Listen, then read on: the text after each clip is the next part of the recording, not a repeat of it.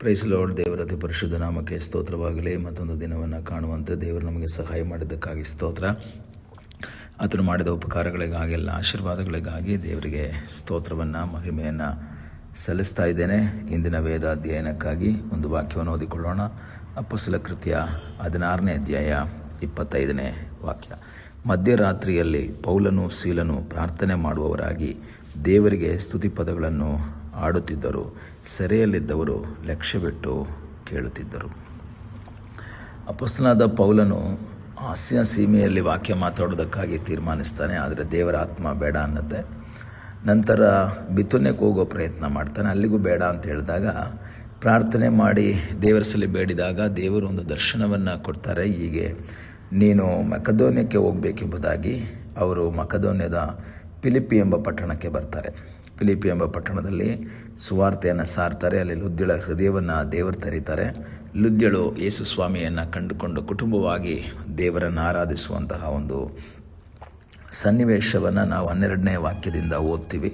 ಆದರೆ ನಂತರ ಅವರು ಪ್ರಾರ್ಥನೆ ಮಾಡ್ತಾರೆ. ಪ್ರಾರ್ಥನೆ ಮಾಡ್ತಾ ಮುಂದೆ ಹೋದಾಗ ಗಾರುಡಗಾತಿಯಾದ ಒಬ್ಬ ದಾಸಿಯನ್ನು ದೇವರು ಬಿಡುಗಡೆ ಮಾಡ್ತಾರೆ. ಅವಳ ದೆವ್ವವನ್ನು ನೀಗಿಸ್ತಾರೆ. ಇದು ಅವರ ಯಜಮಾನರಿಗೆ ಆದಾಯದ ನಿರೀಕ್ಷೆ ಹೋಯ್ತು ಅಂತ ಗೊತ್ತಾದಾಗ ಅವರೆಲ್ಲರೂ ಇವ್ರನ್ನ ಹಿಡಿದು ಹೊಡೆದು ಸೆರೆಮನೆಗೆ ಹಾಕ್ಬಿಡ್ತಾರೆ.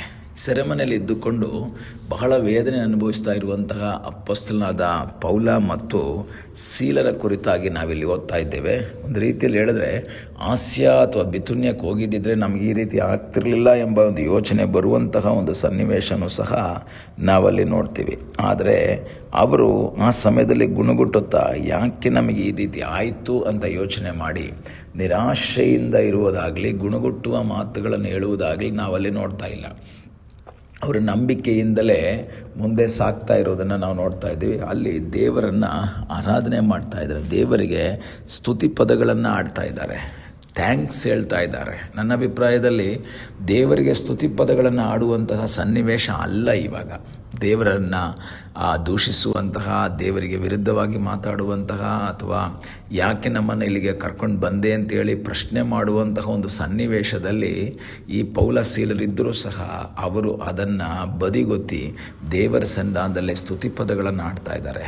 ಇಂದು ವಾಕ್ಯವನ್ನು ಕೇಳುವಂತಹ ದೇವರ ಮಗುವೆ, ನಿನ್ನ ಜೀವಿತದಲ್ಲಿ ನೀನು ನೆನೆಸದೇ ಇರುವಂತಹ ಸನ್ನಿವೇಶಗಳು ನಿನ್ನ ಜೀವಿತದಲ್ಲಿ ಬಂದಾಗ ಗುಣಗುಟ್ಟುವುದಾಗಲಿ, ನಿರಾಶೆಯ ಮಾತುಗಳನ್ನಾಗಲಿ ಹೇಳದೆ ನಂಬಿಕೆಯಿಂದ ದೇವರ ಮುಖವನ್ನು ನೋಡುತ್ತಾ ದೇವರಿಗೆ ಸ್ತುತಿಪದಗಳನ್ನು ಆಡುವುದಾದರೆ ನಿನ್ನ ಆ ಕಷ್ಟದ ಸಮಯವನ್ನೇ ಒಂದು ಆಶೀರ್ವಾದದ ಸಮಯವಾಗಿ ಮಾರ್ಪಡಿಸುವಂತಹ ಒಬ್ಬ ದೇವರಿದ್ದಾರೆ.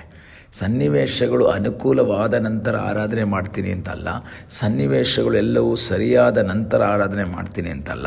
ನೀನು ಆರಾಧನೆ ಮಾಡುವಾಗ ಸನ್ನಿವೇಶಗಳು ಅನುಕೂಲವಾಗಿ ಮಾರ್ಪಡ್ತದೆ. ಇವರು ಈ ಸೆರೆಮನೆಯಲ್ಲಿ ದೇವರನ್ನು ಆರಾಧನೆ ಮಾಡಿದ್ದರಿಂದ ಮುಂದಿನ ವಾಕ್ಯಗಳಲ್ಲಿ ನಮಗೆ ಗೊತ್ತಾಗ್ತದೆ, ಅಲ್ಲಿ ಒಂದು ದೊಡ್ಡ ಭೂಕಂಪ ಆಗ್ತದೆ, ಅಸ್ಥಿವಾರಗಳು ಕದಲ್ತದೆ. ಸೆರೆಯ ಯಜಮಾನನು ಓಡಿ ಬರ್ತಾನೆ. ಆ ಸೆರೆ ಯಜಮಾನನ ಬಳಿಯಲ್ಲಿ ಈ ಪೌಲ ವಾಕ್ಯಗಳನ್ನು ಮಾತಾಡ್ತಾನೆ. ಆ ಸೆರೆ ಯಜಮಾನನ ಕುಟುಂಬ ಯೇಸುವನ್ನು ಕಂಡುಕೊಳ್ತದೆ. ಈ ದಿವಸಗಳಲ್ಲಿ ನಿನ್ನ ಜೀವಿತದ ಕಷ್ಟ, ನಿನ್ನ ಜೀವಿತದ ಸಮಸ್ಯೆ ಮುಂದಿನ ನಿನ್ನ ಒಂದು ಆಶೀರ್ವಾದಕ್ಕೆ ಎಂಬುದನ್ನು ನೀನು ಮರೆಯಬೇಡ. ಇವತ್ತಿನ ಸನ್ನಿವೇಶವನ್ನು ನೋಡಬೇಡ, ಇವತ್ತಿನ ವೇದನೆಯನ್ನು ನೀನು ನೋಡಬೇಡ. ಇಂದು ನಿನಗೆ ಕಷ್ಟ ಇರ್ಬೋದು, ಆದರೆ ಕಷ್ಟದ ಮಧ್ಯದಲ್ಲಿಯೂ ನೀನು ಆರಾಧನೆ ಮಾಡುವುದಕ್ಕೆ ತಯಾರಾದರೆ, ನೀನು ಕಷ್ಟದ ಮಧ್ಯದಲ್ಲಿಯೂ ದೇವರಿಗೆ ಸ್ತುತಿಪದಗಳನ್ನು ಆಡುವುದಕ್ಕೆ ತಯಾರಾದರೆ, ಇಂದಿನ ಕಷ್ಟ ಅದು ನಿನ್ನ ಜೀವಿತದ ಆಶೀರ್ವಾದವಾಗಿ ಮಾರ್ಪಡಿಸುವಂಥ ದೇವರಾಗಿದ್ದಾನೆ. ಇಂದಿನ ವೇದನೆ ಅದು ಸಂತೋಷಕ್ಕೆ ಕಾರಣವಾಗುವ ಹಾಗೆ ಮಾರ್ಪಡಿಸುವಂತಹ ಒಬ್ಬ ದೇವರು ನಿನಗಾಗಿ ಜೀವಿಸ್ತಾ ಇದ್ದಾನೆ. ಅವರು ನಿರಾಶೆಯ ಮಾತುಗಳನ್ನ ಹೇಳದೆ, ವೇದನೆಯ ಮಾತುಗಳನ್ನ ಹೇಳದೆ, ಗುಣಗುಟ್ಟುವಿಕೆಯ ಮಾತುಗಳನ್ನು ಹೇಳದೆ ನಮ್ಮನ್ನು ಯಾಕೆ ಈ ಸನ್ನಿವೇಶಕ್ಕೆ ನಡೆಸಿದ್ದಿ ಎಂಬುದಾಗಿ ಪ್ರಶ್ನೆ ಮಾಡದೆ ಅವರು ನಂಬಿಕೆಯಿಂದ ದೇವರಿಗೆ ಸ್ತುತಿ ಪದಗಳನ್ನು ಹಾಡ್ತಾ ಇದ್ದಾರೆ. ಎಲ್ಲರೂ ಗಮನಿಸ್ತಾ ಇದ್ದಾರೆ. ಅರ್ಧ ರಾತ್ರಿ ಎಲ್ಲರೂ ನಿದ್ದೆ ಮಾಡ್ತಾ ಇರುವ ಸಮಯದಲ್ಲಿ ಈ ಶಬ್ದವನ್ನು ಕೇಳಿ ಸೆರೆಯವರೆಲ್ಲರೂ ಗಮನಿಸ್ತಾ ಇದ್ದಾರೆ. ಆದರೆ ಆ ಸಮಯದಲ್ಲಿ ನಾವು ನೋಡ್ತೇವೆ, ಇವನು ಸೆರೆ ಯಜಮಾನ ಒಳ್ಳೆ ನಿದ್ದೆ ಮಾಡ್ತಾ ಇದ್ದಾನೆ. ಆದರೆ ಸೆರೆ ಯಜಮಾನ ನಿದ್ದೆಯಿಂದ ಎಚ್ಚೆತ್ತು ಬಂದು ಏನು ಮಾಡ್ತಾ ಇದ್ದಾರೆ, ಎಲ್ಲರೂ ಓಡೋಗ್ಬಿಟ್ಟಿದ್ದಾರೆ ಅಂತ ಭಯ ಪಡ್ತಾನೆ. ಆದರೆ ಪೌಲ ಹೇಳ್ತಾನೆ, ನಿನಗೇನೂ ಕೇಡು ಮಾಡ್ಕೋಬೇಡ, ನಾವೆಲ್ಲ ಇಲ್ಲೇ ಇದ್ದೀವಿ, ನಾವೆಲ್ಲ ಇಲ್ಲೇ ವೆಯ್ಟ್ ಮಾಡ್ತಾ ಇದ್ದೀವಿ. ಪ್ರಿಯ ದೇವರ ಮಕ್ಕಳೇ, ನಿನ್ನ ಕಷ್ಟದ ಆ ಸಮಯವನ್ನೇ ಅಲ್ಲಿಯೇ ಸ್ತುತಿ ಪದಗಳನ್ನು ಆಡುವುದಕ್ಕೆ ನೀನು ತಯಾರಾಗುವುದಾದರೆ ನಿನ್ನ ವೇದನೆಯನ್ನು ಮರೆಸುವ ರೀತಿಯಲ್ಲಿ, ನಿನ್ನ ನಿರಾಶೆಯನ್ನು ನೀಗಿಸುವ ರೀತಿಯಲ್ಲಿ ಅಲ್ಲಿ ನಿನಗಾಗಿ ಇಳಿದು ಬರುವಂತಹ ಒಂದು ದೇವರ ಶಕ್ತಿ ಇದೆ, ದೇವರ ಸಾನ್ನಿಧ್ಯ ಇದೆ. ಅಲ್ಲಿ ನೋಡ್ತೇವೆ, ಇವರ ಆರಾಧನೆ ಅಲ್ಲಿ ದೊಡ್ಡ ಒಂದು ಅದ್ಭುತವನ್ನು ಉಂಟು ಮಾಡ್ತಾ ಇದೆ.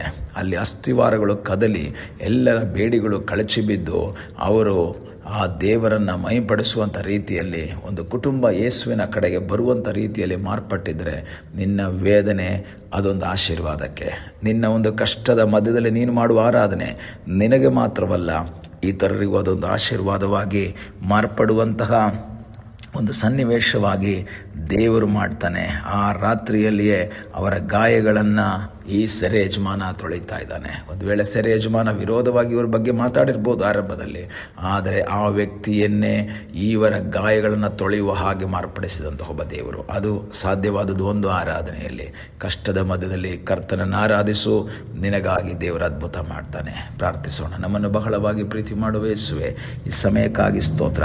ಮತ್ತೊಂದು ಆವರ್ತಿ ನಿನ್ನ ಸನ್ನಿಧಾನದಲ್ಲಿ ನಾವು ಬಂದಿದ್ದೇವೆ ಅಪ್ಪ. ನಮ್ಮ ಇಕ್ಕಟ್ಟಿನ ಮಧ್ಯದಲ್ಲಿ, ನಮ್ಮ ಕಷ್ಟದ ಮಧ್ಯದಲ್ಲಿ, ನಮ್ಮ ವೇದನೆಯ ಮಧ್ಯದಲ್ಲಿ ನಾವು ಗುಣಗುಟ್ಟದೆ, ನಿರಾಶೆಯ ಮಾತುಗಳನ್ನ ಹೇಳದೆ, ನಿರೀಕ್ಷೆಯೊಂದಿಗೆ ನಿನ್ನನ್ನು ಆರಾಧಿಸುವ ಹಾಗೆ ಕರ್ತನೆ ನೀನು ಸಹಾಯ ಮಾಡು ಎಂಬುದಾಗಿ ನಾವು ಪ್ರಾರ್ಥಿಸ್ತೇವೆ. ಪ್ರಾರ್ಥನೆಯನ್ನು ಕೇಳಿದ್ದಕ್ಕಾಗಿ ಸ್ತೋತ್ರ, ಯೇಸುವಿನ ನಾಮದಲ್ಲಿ ತಂದೆಯೇ, ಆಮೇನ್. God bless you.